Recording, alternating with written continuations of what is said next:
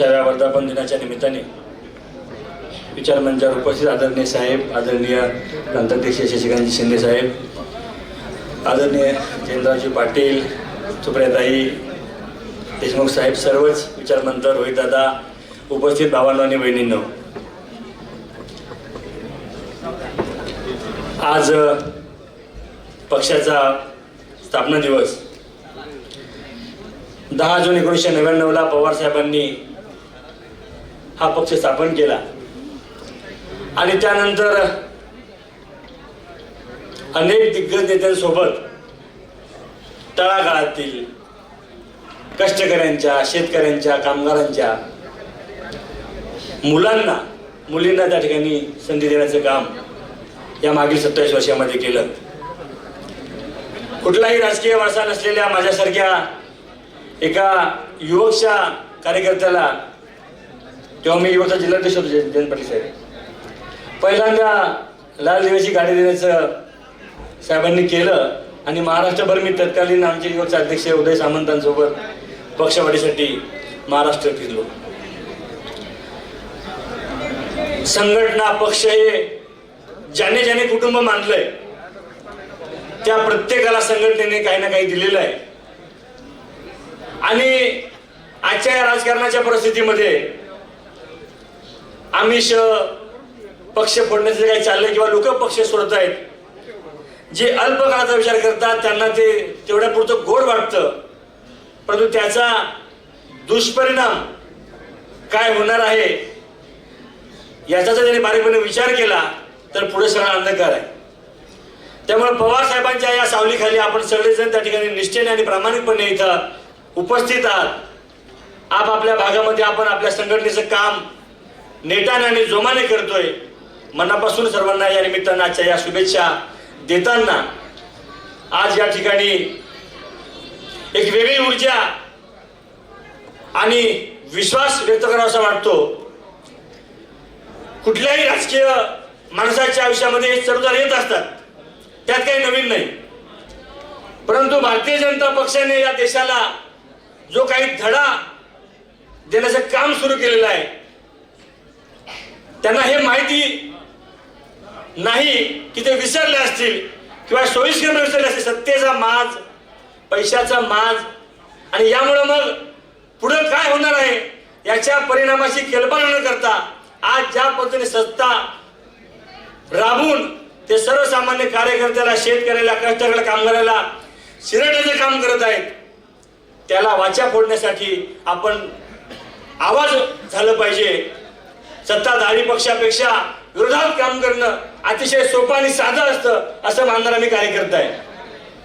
त्यामुळं आपण धीट राहिलो, आपण नीट राहिलो तर कुणाचं काही वाकडं होत नाही. सत्तेशिवाय सुद्धा सगळी कामं होतात. आपण जर ठरवलं तर करू शकतो असं मानणाऱ्यापैकी मी आहे. त्यामुळं सत्ता येण्यानं आणि सत्ता जाण्यानं काही फरक आपल्याला पडलेला नाही. हे जर आपण मनापासून निश्चय केला तर मला वाटतं सत्तेचा सारीपाठ हा उलटा पालटा होत असतो. आपली होती ना सत्ता 14 पर्यंत, हा पक्ष स्थापन झाला सत्तेमध्ये होतो. आपण साहेबांनी आपल्याला जन्माला सत्तेमध्ये घातलं आणि 14 पर्यंत 15 वर्ष आपण सत्तेमध्ये होतो. त्याच्या आधी काँग्रेस सत्ता होती. साहेबांनी पक्ष काढला, तुम्हाला आम्हाला न्याय देण्यासाठी काढला. काँग्रेस सारख्या मोठ्या समुद्रामध्ये तुम्हाला आम्हाला संधी मिळाली नसती. आपले नशीब चांगले होते म्हणून साहेबांनी त्या ठिकाणी स्वाभिमानाने पक्ष काढला, आपल्याला संधी दिली. आणि आज आपण सुद्धा इकडे आहोत, नेते आहोत, कार्यकर्ते आहोत, पदाधिकारी आहोत. कोण म्हणतं विलीनीकरण वगैरे काय तिथं होणार आहे? जो सन्मान आम्हाला इथं आहे तिथं मिळणार आहे का? त्यामुळे ज्यांना कोणाला वाटतं त्यांनी तो विचार मनातून काढून टाकावा आणि आज या स्थापना दिवसाच्या निमित्तानं तळागाळामध्ये जाऊन आपला पक्ष आपल्या सगळ्या जिल्ह्यांमध्ये, तालुक्यांमध्ये, खेड्यापाड्यामध्ये, वाडी वस्तीमध्ये जाऊन वाढवण्याचा आपण त्या ठिकाणी निश्चय करूया. असंच आजच्या या निमित्ताने आपल्याला शुभेच्छा देतो. संघटनेच्या निमित्ताने काम करत असताना आपल्याकडे कुठलं पद आहे याला महत्व नसतं. जो धावतो, जो काम करतो, ज्याला आवड आहे त्याला सवड असते आणि ती सवड आपल्याला सगळ्यांनी त्या ठिकाणी मिळून आपण आपली संघटना कशी पुढे नेता येईल. ज्या वेळेला भारतीय जनता पार्टीची स्थापना झाली 2 त्यांचे खासदार होते, 2. आज ते इथपर्यंत गेले, त्यांच्या कार्यकर्त्यांनी तेव्हा मेहनत केली असेल. आपण तो निश्चय का करत नाही? आपण विचार करतो एमर्जन्सीला बिनविरोध झाला, तमका आम केला गेला. आपण पण ठरवा ना, आपण पण ठरवा. विधानसभेला पराभूत झालो, महामंडळात निवडून आलो प्रचंड बहुमताने. आता बँकेची निवडणूक असेल, उद्या बरोबर बिनविरोध होऊन जाईल, काही अडचण नाही. आपले अनेक 10 पैकी 10 नगरसेवक उभे केले, 8 केले साहेब उभे, 8च्या 8 निवडून आले.